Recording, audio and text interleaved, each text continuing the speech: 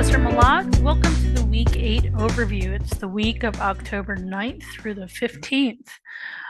This week, there are two main topics that we will be exploring in the readings and the videos. We're dealing with paragraphs, mainly focusing on body paragraphs, and we're also thinking about ways to organize the rhetorical analysis essay. So now that you have some understanding of your chosen advertisement after summarizing the ad last week, you can get started on creating your rough draft.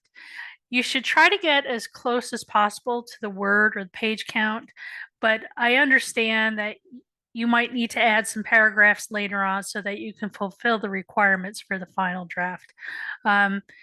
So some of the objectives this week are to utilize MLA conventions for formatting academic essays, learning about the basics of rhetorical analysis, analyzing the rhetorical effectiveness in a given text, and composing a draft, analyzing the rhetorical choices made in an advertisement. So the readings this week, we have a few different readings. I have three things for you here on paragraphs and paragraph structure. The first is from the University of Mississippi Red Lab on paragraph structure. And then the next one, I have a page on Canvas, which is the functions of paragraphs. So in general, you know some basic things about paragraphs. You know that they provide some white space on the page or the screen to break up long stretches of text, right? You want the reader to be able to follow what is being written. So of course we use paragraphs to help rein in all of those ideas. They typically are 4 to 6 sentences, usually about half of a double-spaced page. That's not always the case, but generally we like to have them have at least 4 to 6 sentences. Sometimes they're longer. It really depends on the writing situation that you find yourself in.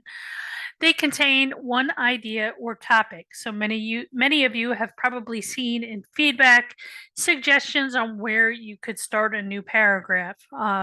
So if you start to see that your paragraph looks overly long, that is a tip for you when you get to the revision phase to maybe look to see if you're starting to get off of the idea or off the topic.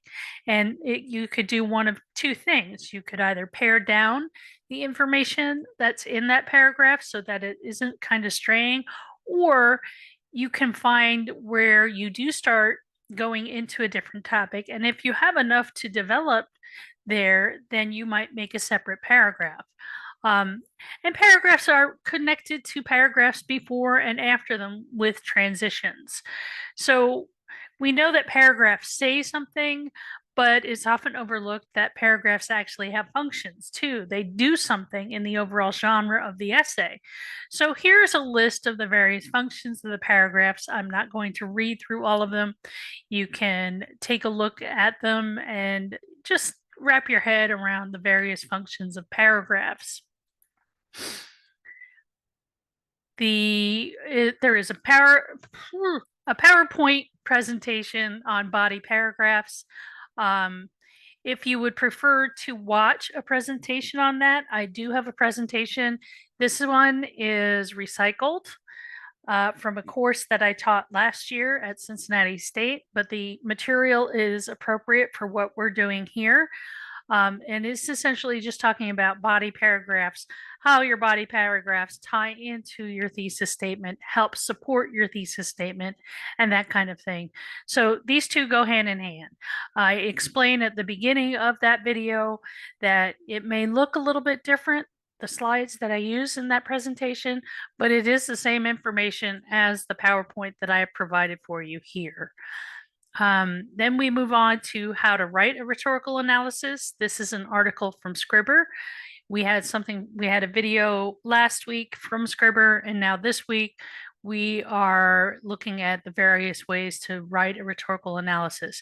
I think this is a handy website that can help you understand what you're trying to do with the rhetorical analysis assignment. It's fairly long, but it talks about thesis statements. It talks about the body doing the analysis, the various things that go into the rhetorical analysis, and that kind of thing. And then we also have, this one goes hand in hand with that article. This is from Purdue OWL on organizing your analysis.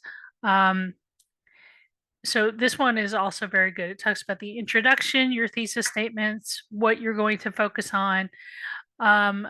This part on analysis order of the body paragraphs, the information they present with chronological and spatial might be a little bit confusing.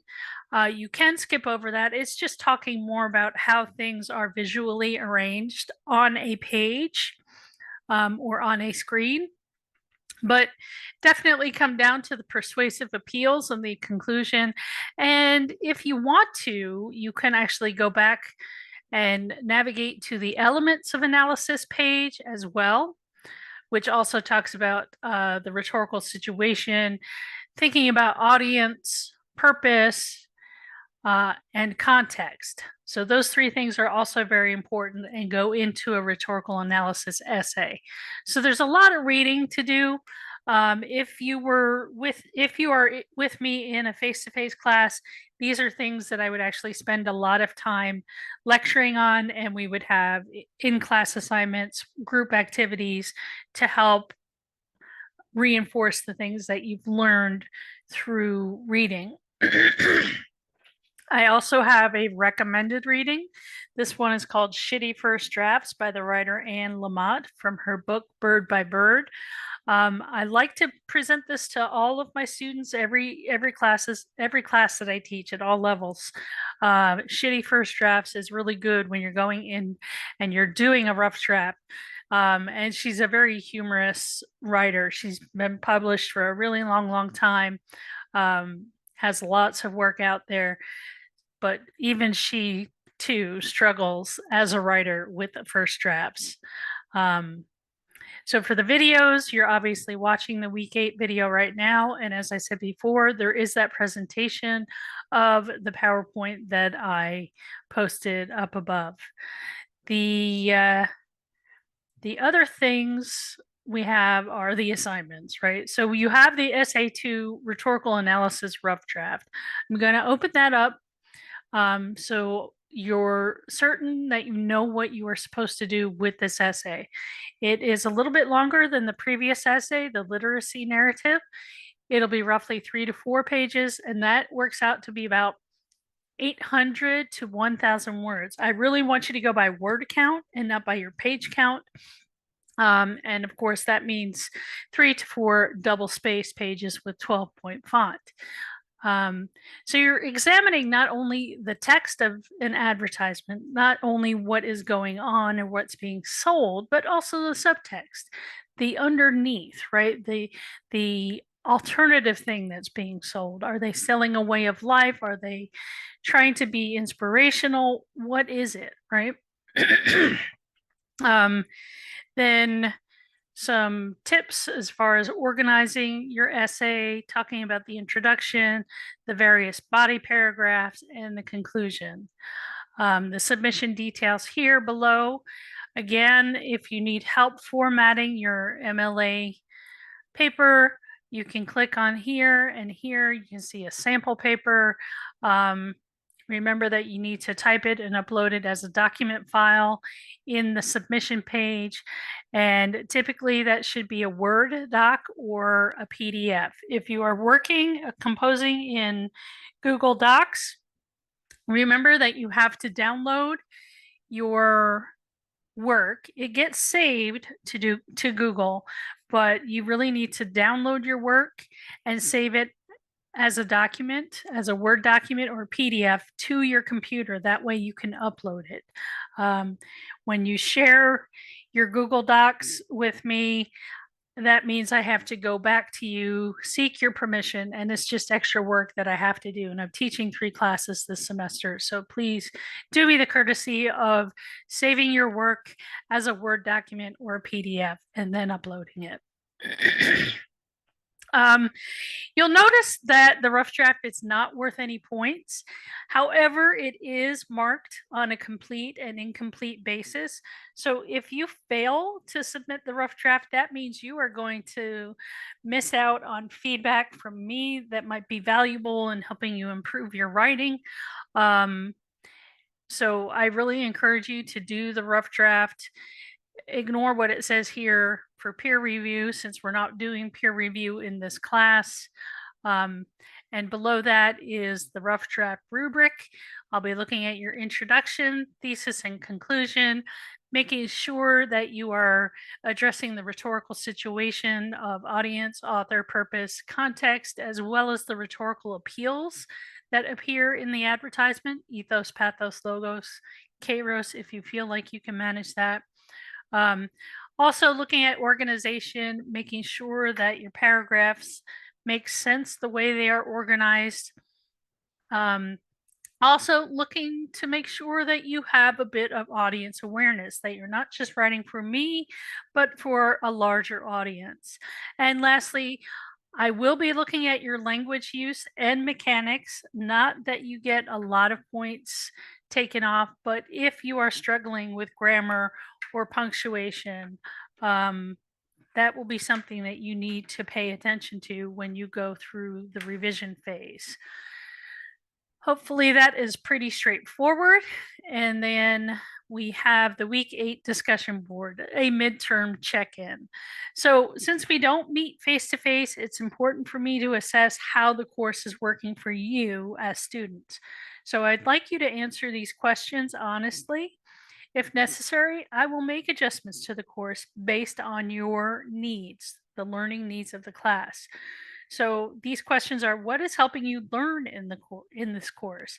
What is limiting or hindering your learning in this course? What can your instructor do differently to help you improve your learning? And what can you do differently to improve your learning? While you aren't required to respond to a peer, feel free to offer comments and suggestions if you read something that really strikes you and you feel like you could contribute positively in your response. But again, it's not a requirement for the assignment. I encourage you to keep up the hard work. Most of you, I would say, are right on track. You've worked really hard to get things submitted in a timely manner. And when you have run into trouble, you've emailed me to get clarifications or to ask for extensions. And I really, really appreciate it. Your efforts are, I would say this is probably one of my best online classes so far, where everybody has really cared enough to keep up to date and do the work and to communicate when things are a little bit of a struggle. Everything is due on Sunday the 15th by the end of the day. If you have questions, concerns, if you run into some problems, whether it's a technical problem or you get sick or something like that, please email me and say that, if you need an extension, request it. I'm happy to grant it. We're at this point in the semester where I really don't want you to get behind, but I also understand that life gets in the way sometimes. So if I can give you a little bit of grace, I'm happy to do that. If you have any questions, you know how to get in touch with me. Take care and have a great week. Bye-bye.